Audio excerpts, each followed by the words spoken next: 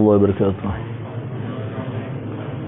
الحمد لله رب العالمين والصلاة والسلام على سيد الأنبياء والمرسلين. أما بعد فأعوذ بالله من الشيطان الرجيم. بسم الله الرحمن الرحيم. لقد كان لكم في رسول الله أسوة حسنة. صدق الله العظيم وبلغنا رسوله النبي الكريم ونحن على ذلك لمن الشاهدين والشاكرين والحمد لله رب العالمین. کچھ عرض معروض سے قبل آئی ہمارا مل کر انتہائی احترام و عقیدت کے ساتھ اپنے اور ساری کائنات کے مرکز عقیدت گنبد خضرا میں آرام فرمانے والے آقا اور وہنا فدا جناب محمد رسول اللہ صلی اللہ علیہ وسلم کی بارگاہ بے کس پناہ میں جھوم جھوم کر درود پاک کا ہدیہ چوکا باز بند پڑھ اللہم صلی علی سیدنا مولانا محمد الماضی الجود والکرم والہ الکرام البارک وسلم صلاۃ و سلام علیک یا رسول اللہ صلی اللہ علیہ وسلم. عزیزان ملت اسلامیہ، گزشتہ جمعہ میں نے حسد کے تعلق سے کچھ باتیں عرض کی تھی. اللہ تبارک و تعالیٰ نے اور اللہ کے رسول صلی اللہ علیہ وسلم نے قرآن و حدیث میں حسد کے تعلق سے مومنین کو ممانعت فرمائی، مومنین کو روکا کہ وہ ایک دوسرے سے حسد نہ کرے، اور اللہ کے رسول صلی اللہ علیہ وسلم نے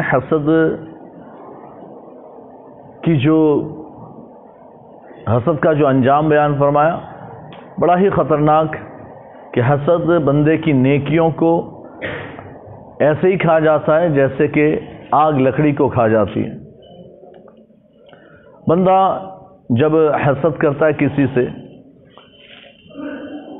تو اس حسد کی وجہ سے کبھی کبھی سامنے والے کا جس سے حسد کیا جا رہا ہے کبھی اس کا نقصان بھی ہو جاتا ہے اور کبھی اس کا فائدہ بھی ہوتا ہے.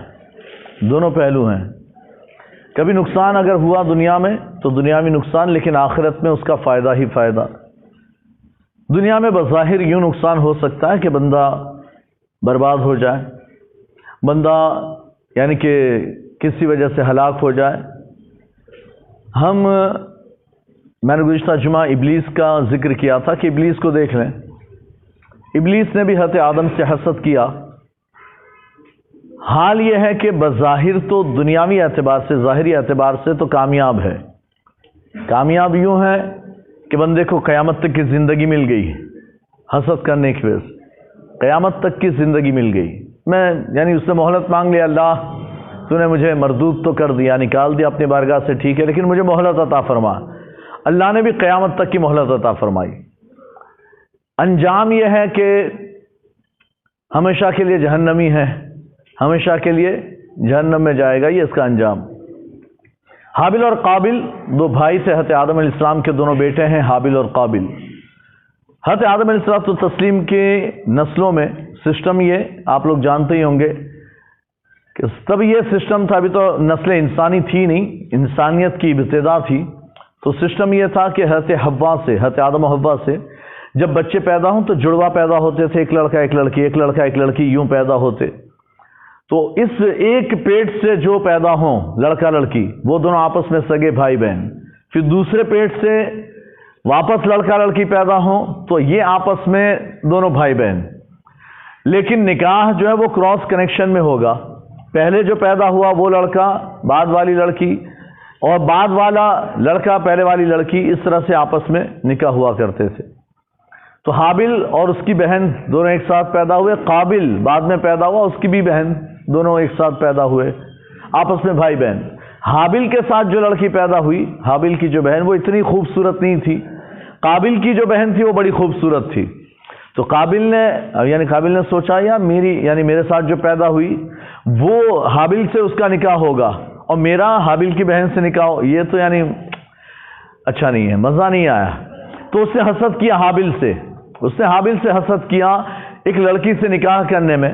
اور اس نے یہ کہا کہ نہیں، میں تو اپنی بہن سے ہی شادی کروں گا، میں حابل کی بہن سے نہیں کروں گا، میں تو اپنی بہن سے کروں گا. اب اس نے حابل سے حسد کیا. انجام یہ ہوا کہ حابل مارا گیا.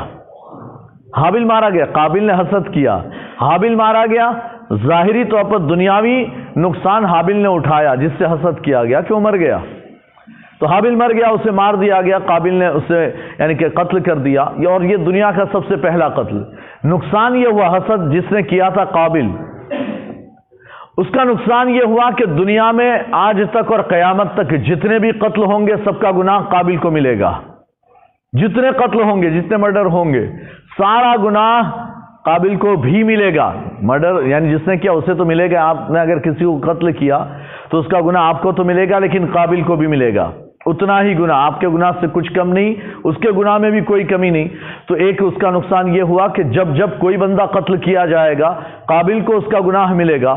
دوسرا یہ کہ وہ ہمیشہ کے لیے جہنمی ہو گیا. بندہ ہے نا بالکل بغاوت پر اتر آیا، اس نے احکام الہیہ کا انکار کیا، اس کی مخالفت کی، ہے نا، اللہ تبارک و تعالیٰ کے احکامات کی مخالفت کی، حضرت آدم علیہ السلام کی مخالفت کی، یہاں تک کہ حضرت شیث علیہ السلام، حضرت آدم کی اولاد میں پھر نبی ہوئے حضرت شیث علیہ السلام.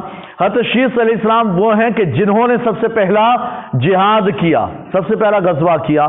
وہ حضرت شیث علیہ السلام ہیں جنہوں نے سب سے پہلے تلوار اٹھائی، وہ پہلے ہیں. اور پھر انہوں نے جو ہے قابل اور اس کے ماننے والے، اس کے جو گروپ والے تھے، ان سے جہاد کیا، ان سے قتال کیا، اور پھر قابل کا بھی انجام وہی انجام بد ہوا. بہرحال وہ واصل جہنم ہوا. مطلب کہنے کا یہ، میرے بتانے کا مقصد یہ ہے کہ نقصان جس کا حسد کیا، جس سے حسد کیا گیا، نقصان اس کا ظاہری طور پر ہوا دنیا میں. لیکن حابل مر گیا، انتقال تو ہو گیا، لیکن اللہ نے جنت عطا فرمائی. اللہ نے جنت عطا فرمائی، یہ اس کی کامیابی. آخرت میں بندہ کامیاب ہو گیا. قابل دنیا میں کامیاب ہوا لیکن آخرت میں برباد ہو گیا، ہے نا. اسی طرح سے آپ دیکھیں کہ حضرت یوسف علیہ الصلوۃ والتسلیم، حضرت یوسف کے بھائیوں نے حضرت یوسف علیہ الصلوۃ والتسلیم کے ساتھ حسد کیا. حضرت یوسف کے 11 بھائی، ان میں سے ایک حضرت یوسف کے سگے بھائی تھے، باقی 10 جو تھے وہ سوتیلے بھائی. ان 10 بھائیوں نے اپنے بھائی یوسف سے حسد کیا. حضرت یوسف اور بنیامین یہ دونوں سگے بھائی ہیں، ایک ماں سے، اور دوسری ماں سے 10 بیٹے ہیں، 10 اولادیں. تو 10 لوگوں نے مل کر حسد کیا حضرت یوسف سے. بظاہر اسٹارٹنگ کا نقصان یہ تھا کہ انہیں ایک بہانے سے لے گئے، اپنے والد سے کہا، حضرت یعقوب علیہ السلام سے کہا کہ ہم شکار پر جا رہے ہیں، یوسف کو بھی ساتھ میں لے جاتے ہیں. پہلے پلاننگ کی کہ ہم کچھ کرتے ہیں اس کا، ہمارے باپ کی نظر میں بہت محبوب و پسندیدہ ہے، ہمارا باپ اس سے بڑی محبت کرتا ہے، اور وہ ہم سے زیادہ مقام و مرتبے والا ہے اپنے باپ کی نظر میں. ہم بڑے ہیں، وہ سب سے چھوٹا، لیکن پھر بھی حضرت یعقوب ہمارے والد اس سے زیادہ محبت کرتے ہیں، تو اس کا کچھ انتظام کرنا پڑے گا. حسد کیا، جلن ہوئی. اب لے گئے کہ ہم شکار کے لیے جاتے ہیں تو یوسف کو بھی لے جائیں ساتھ. حضرت یعقوب نے منع کیا، نہیں مت لے جاؤ، مت لے جاؤ، کہیں ایسا نہ ہو کہ اس سے کوئی نقصان پہنچ جائے، کہیں نقصان ہو. حضرت یعقوب جانتے تھے کہ یہ کوئی نہ کوئی نقصان پہنچائیں گے. کہا نہیں مت لے جاؤ، ہو سکتا ہے کچھ نقصان پہنچ جائے، کوئی بھیڑیا ویڑیا کھا جائے. حضرت یعقوب پہلے کہہ رہے ہیں ہو سکتا ہے کوئی بھیڑیا وغیرہ کھا جائے، مت لے جاؤ. تو حضرت یوسف کے بھائی کہتے ہیں، 10 بھائی کہتے ہیں ہم اتنے ہٹے کٹے نوجوان بھائی ہیں، ایسے کیسے کوئی بھیڑیا اٹھا لے جائے گا، ایسے کوئی کھا جائے گا، ہم ہیں اس کے سنبھالنے، بس جائے گا تھوڑا سا، ہم کھیلیں گے کودیں گے، ہے نا، وہ تھوڑا سا ہمارے ساتھ اچھا رہے گا. کہا ٹھیک ہے لے جاؤ. لے گئے. حضرت یعقوب کا دل نہیں تھا لیکن پھر بھی لے گئے، انہوں نے اجازت دے دی کہ ٹھیک ہے لے جاؤ.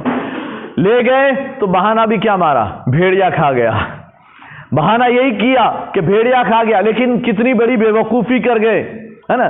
حضرت یوسف علیہ السلام کا کرتا اتار لیا، اور کرتا اتار کر ایک یعنی کہ کوئی جانور ذبح کیا، اس کا خون اس کرتے پر لگا دیا، اور لگا کر پھر وہ کرتا لے کر آئے، اور آ کر کہتے ہیں کہ حضرت یوسف کو تو بھیڑیا کھا، بڑے افسوس، ہمیں بڑا افسوس ہے، بڑا شرمندہ. یہ جو حسد کرنے والے ہوتے ہیں نا، وہ سامنے دل میں حسد ہے، دل میں جلن ہے، اچھا ہوا اس کا ایسا ہی ہونا چاہیے تھا، اچھا یعنی دل میں تو یہی ہے، اچھا ہوا ایسا ہی ہونا چاہیے تھا، لیکن بظاہر یا بہت برا ہوا تمہارے ساتھ، بہت ایسے ہمدرد بن کر آ جائیں گے سامنے. تو یہ 10 بھائی بھی ہمدرد بن کر آ گئے کہ ہم نے تو یعنی کہ بہت حفاظت کی تھی، پتہ نہیں کیسے بھیڑیا اٹھا کر لے گیا، ہے نا، اور بھیڑیا جو ہے کھا گیا. یہ اس کا حضرت یوسف کا کرتا. بھائی بھیڑیا اگر حملہ کرتا کھاتا تو کرتا پھٹنا بھی تو چاہیے تھا، کرتا پھٹتا. کہ ایسا بھیڑیا اتنا عقل مند تو نہیں تھا نا کہ بھیڑیے نے پہلے حضرت یوسف کا کرتا اتارا پھر حضرت یوسف کو کھا گیا. اتنا عقل مند بھیڑیا نہیں، اور اس کے پاس ایسے ہاتھ پیر بھی نہیں، ایسے ہاتھ بھی نہیں ہے کہ وہ آرام سے پہلے حضرت یوسف کا کرتا اتار کر سائیڈ میں رکھے اور پھر حضرت یوسف کو کھانا شروع کرے. ایسا تو ہو نہیں سکتا. صحیح سلامت کرتا حضرت یوسف کھوا گئے، ہے نا, بھیڑیے کھا گئے حضرت یوسف کو. اب حضرت یعقوب علیہ السلام ہے نا بہت روئے حضرت یوسف کی یاد میں, بہت روئے. حالانکہ حضرت یعقوب جانتے تھے کہ انہوں نے کچھ کیا, سازش کی ہے. آپ حضرت یوسف کی یاد میں اتنا روئے ہیں, اتنا روئے کہ آپ کی آنکھوں کی بینائی چلی گئی, آپ نابینا ہو گئے, آنکھوں سے روشنی چلی گئی, نظر آنا بند ہو گیا, اتنا زیادہ روئے, ہے نا. اور ہمیشہ آپ کو پتا تھا ان 10 بھائیوں کا ہی اس میں ہاتھ ہے, اور ہمیشہ آپ اپنے بیٹے یوسف کو یاد کرتے رہے. حضرت یوسف کے ابھی نقصانات چل رہے ہیں نا, نقصانات چل رہے ہیں. حضرت یوسف کو انہوں نے جا کر کنویں میں پھینک دیا, ایک اندھا کنواں تھا, اس میں لے جا کر پھینک دیا. لیکن ڈر یہ تھا کنواں بند ہے, پانی اندر ہے نہیں, ہو سکتا اندر بچ گئے ہوں, ہڈی بڈی ٹوٹی ہوگی, لیکن ہو سکتا بچ گئے ہوں. اللہ نے حضرت یوسف کی حفاظت کے لیے حضرت جبریل امین کو بھیجا. انہوں نے جیسے ہی پھینکا ہے, ایسے کنویں سے پھینکا, حضرت یوسف کنویں میں گر رہے, آدھے تک پہنچے. اللہ نے جبرائیل سے فرمایا, جبرائیل میرا یوسف نیچے تک پہنچے, اس سے پہلے جا کر اٹھا لے اسے. حضرت جبرائیل کہتے اتنی اسپیڈ میں آیا ہوں, میں نے سدرہ چھوڑا, حضرت یوسف آدھے کنویں تک آ چکے, میں نے سدرۃ المنتہا چھوڑا, اور یوسف زمین پر آئے اس سے پہلے میں آ کر میں نے اٹھا لیا یوسف کو. اٹھا کر تخت لے کر آئے, بٹھا دیا, اور بٹھا کہتے یہاں آرام سے حضرت یوسف کو بٹھا دیا. اب حضرت یوسف وہاں آرام میں ہے, بالکل بیٹھے ہوئے ہیں, لیکن یہ کہ اندھیرا ہے بالکل ایک دم, اور اس اندھیرے میں تنہا ہیں. اب انتظار کریں کہ کوئی نکالے گا. لوگ یعنی کہ یہ بھائی بھی یعنی دور سے واچ رکھ رہے ہیں, دور سے دیکھ رہے ہیں کہ ہم روزانہ آتے ہیں اور روزانہ دور سے بیٹھ کر دیکھتے, کہ ایسا نہیں کہ کوئی ایک آدھ آئے اور پانی سمجھ کر رسی وسی ڈالے, یوسف کہیں رسی پکڑ کر اوپر نہ آ جائے, ہماری پول نہ کھل جائے. تو نگرانی بھی کر رہے ہیں. ایک قافلے کا گزر ہوا, قافلہ آیا اور اس نے رسی ڈالی, حضرت یوسف رسی پکڑ کے یعنی پکڑا, انہوں نے سمجھا کچھ ہے, یعنی پانی وانی ہوگا, بھر گیا ہوگا, انہوں نے اٹھایا تو نکلے یوسف. اب حضرت یوسف نکلے اور دیکھا ان کے بھائیوں نے کہ صحیح سلامت یوسف اوپر آ گئے ہیں, تو دوڑتے ہوئے آئے, ارے یہ تو ہمارا غلام ہے, کنویں میں گر گیا تھا, ہمیں اسے بیچنا ہے, بولو خریدو گے؟ انہوں نے کہا یار ہم نے نکالا. کہا نہیں نہیں ہمارا ہے, وہ ہمارا غلام ہے. اب یہ غلام بھائی کو غلام بنا دیا کہ ہمارا غلام ہے, کہ بیچنا ہے ہم کو, خریدو گے؟ کہا ٹھیک ہے, سودا ہو گیا.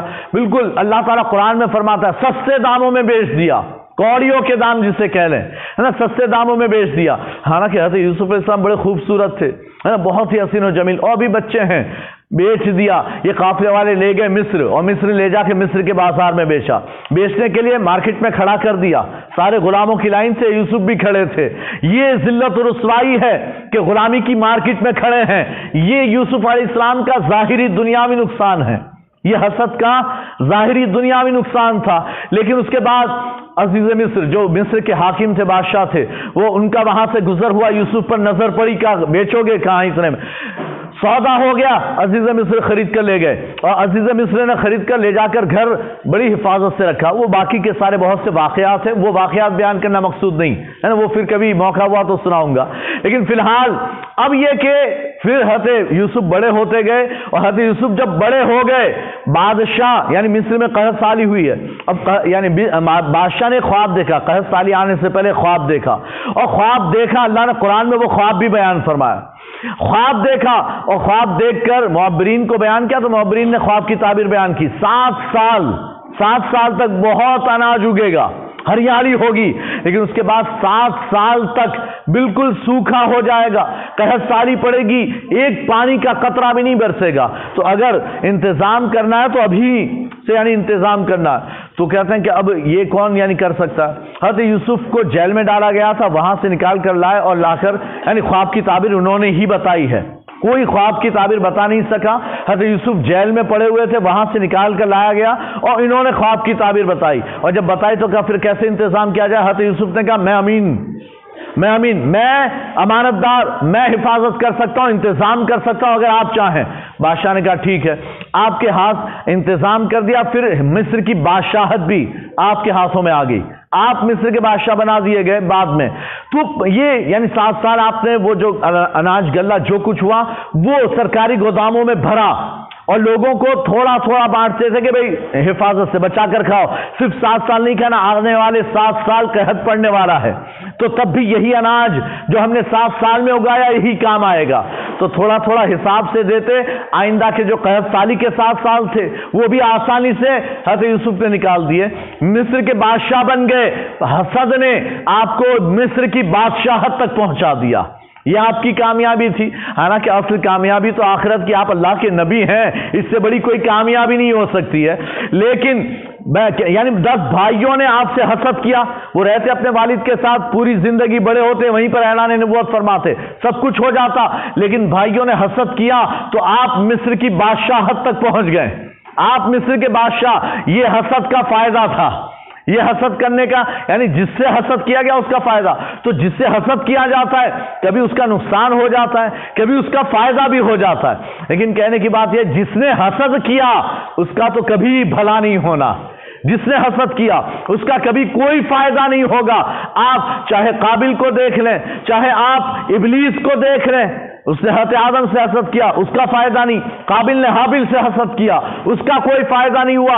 اور 10 بھائیوں نے حسد کیا. یہ اور بات ہے کہ ان کا بہت زیادہ نقصان نہیں ہوا، ہے نا. اب آئے یعنی قحط سالی چل رہی تھی نا، تو ہر کوئی آ رہا تھا مصر کہ وہاں اناج موجود، وہاں تقسیم کیا جا رہا ہے، چلو ہم بھی لے کر آتے ہیں. تو یہ 10 بھائی بھی یعقوب لے کر چلے. اور کیا بنیامین کو بھی لے جائیں؟ حضرت یوسف کے چھوٹے بھائی. حضرت یعقوب نے کہا ایک تو گما چکے ہو، دوسرا کھونا نہیں چاہتا، رہنے دو. کہا نہیں ہم سنبھالیں گے، وہ تو غلطی ہو گئی، اب نہیں ہوگی، ہم سنبھالیں گے، حفاظت کریں گے. حضرت یعقوب نے پھر بھیج دیا. اب وہاں یہ پہنچے ہیں. حضرت یوسف نے تو دیکھ کر پہچان لیا کہ میرے بھائی آئے ہیں، ہے نا. تخت پر حضرت یوسف بیٹھے ہیں اور یہ آئے ہیں. اور آ کر انہوں نے آنے کے بعد جو ہے اپنی شکایت پیش کی. حضرت یوسف نے کہا کوئی بات نہیں، تم ہمارے مہمان ہو، ان کو کمرے میں بھیج دیا جائے. اب جس کمرے میں انہیں بھیجا گیا نا، رکھا گیا مہمان خانہ، اس مہمان خانے میں حضرت یوسف کی پوری سٹوری دیواروں پر بنی ہوئی تھی، تصویروں کی شکل میں، ہے نا. اس زمانے میں تصویریں جائز تھی، ہمارے زمانے میں حرام ہے. ہماری شریعت میں حرام، ان شریعتوں میں حلال تھی، جائز تھی. اب یہ دیواروں پر تصویریں بنی ہیں حضرت یوسف کے پورے واقعے کی، یعنی کیسے کنویں میں ڈال دیا گیا تو وہ سٹوری بنی ہوئی ہے دیوار پر. کنویں میں ڈالنے کی، قافلے سے بیچنے کی چند درہم کے عوض، اور پھر اس کے بعد ان کا مصر میں کے بازار میں بیچا جانا، یہ ساری سٹوریز وہ وہاں پر بنی ہوئی تھی. اور یہ بھائی دیکھ رہے ہیں اور سوچ رہے ہیں سیم ہماری سٹوری لگ رہی ہے، سیم ہماری سٹوری دیوار پر نظر آ رہی ہے. اور کہیں ایسا تو نہیں، کون ہے یہ، ہے نا. ہوگا، چھوڑو، ایسا ضروری نہیں ہے کہ ہمارے ہی بارے میں ہو، کسی اور کے یعنی سوچ ہوگی، کسی پینٹر نے اپنی سوچ بنائی ہوگی، ہو سکتا ہے اسٹوری ہو. انہوں نے بس لیٹس گو کیا. لیکن آگے حضرت یوسف علیہ السلام تسلیم نے کہا ہاں بھائی ٹھیک ہے، تمہیں اناج اور غلہ تو ملے گا، لیکن تم اپنے والدین کو بھی لے کر آؤ، ماں باپ کو بھی لے کر آؤ تو ملے گا، ورنہ تو نہیں ملے گا. انہوں نے کہا وہ تو نابینا ہے اور نہیں آ سکتے. حضرت یوسف نے اپنی قمیص دی ہے، اپنی قمیص اتار کر دی، یہ قمیص لے جاؤ، ان کی آنکھوں سے لگانا، آنکھیں آ جائے گی واپس. حضرت یوسف نے اپنی قمیص اتار کر دی، قمیص لے جاؤ، ان کی آنکھوں سے لگانا. حضرت یوسف اپنی قمیص حضرت یعقوب کی آنکھوں کے لیے دے رہے ہیں. اب یہ 10 بھائی پہنچے نا، قریب پہنچے، ہے نا. ابھی یعنی کہ گاؤں پہنچے نہیں ہے لیکن قریب. حضرت کہہ رہے ہیں مجھے میرے یوسف کی خوشبو آ رہی ہے، مجھے میرے یوسف کی خوشبو آ رہی ہے. اور پھر جب گاؤں پہنچے اور آ کر ساری باتیں بتائی، وہ قمیص آنکھوں سے لگائی، آنکھوں کی روشنی واپس آ گئی ہے. اب آنکھوں کی روشنی واپس آ گئی. سارا ماجرا بیان کیا، ایسا ایسا واقعہ ہوا. وہاں کے بادشاہ حاکم نے کہا کہ آپ جو ہے ماں باپ کو لے کر آئیں تبھی غلہ ملے گا. اچھا، حضرت یوسف نے بنیامین کو روک لیا تھا، بنیامین کو روک لیا، وہ بھی ہیلے سے، ہے نا. سارے لوگ جا رہے تھے تو اپنا غلہ جو ہے نا وہ یعنی کہ وزن وہ ان کے سامان میں رکھوا دیا، اور وہ بھی بنیامین کے سامان میں رکھوا دیا. اور پھر بنیامین پر چوری کا الزام لگا، اور چوری کا الزام لگا کر حضرت یوسف نے کہا نہیں، تم اپنے ماں باپ کو بلا لاؤ، تبھی جا کر جانے دیں گے اس چھوٹے لڑکے کو، ورنہ جانے نہیں دیں گے.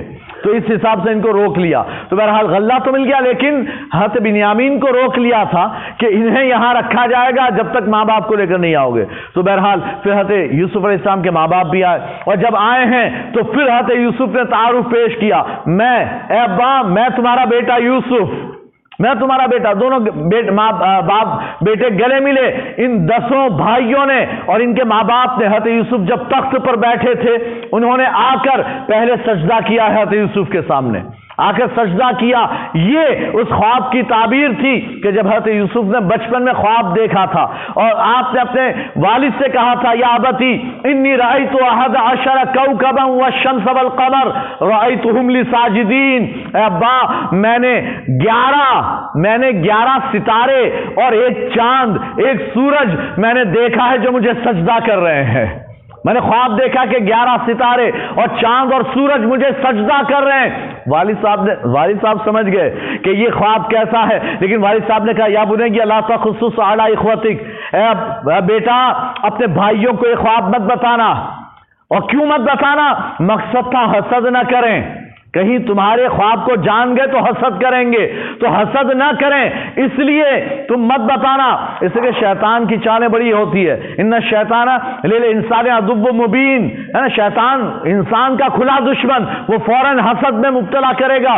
تو آپ بتانا مت بھائیوں کو، تو بھائیوں نے تو ویسے ہی حسد کیا ہوا تھا، خواب سنے بغیر حسد کیا ہوا ہے۔ تو بہرحال کہنے کی بات ہے کہ حسد کا حضرت یوسف کو یہ فائدہ ہوا کہ آپ مصر کے بادشاہ بن گئے۔ تو حسد سے، جس سے حسد کیا جاتا ہے، جس سے حسد کیا جائے اس کا کبھی نقصان ہوتا ہے، کبھی فائدہ ہو جاتا ہے، لیکن جو حسد کرتا ہے نا اس کا کبھی فائدہ نہیں ہو سکتا، وہ ہمیشہ چاہے دنیا میں جیسے بھی رہے آخرت میں تو برباد ہو کر ہی رہے گا، اس سے کہ اس کی ساری نیکیاں برباد، اس کے نام اعمال میں صرف گناہوں کے سوا کچھ نہ بچے گا، تو پھر اللہ تعالیٰ اس کے لیے جہنم کا فیصلہ فرمائے گا۔